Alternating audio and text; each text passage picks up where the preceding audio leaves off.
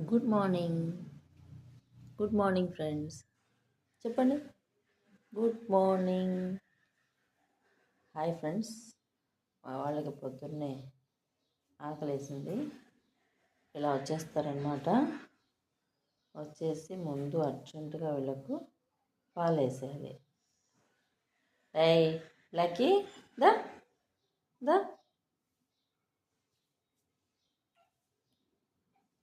దా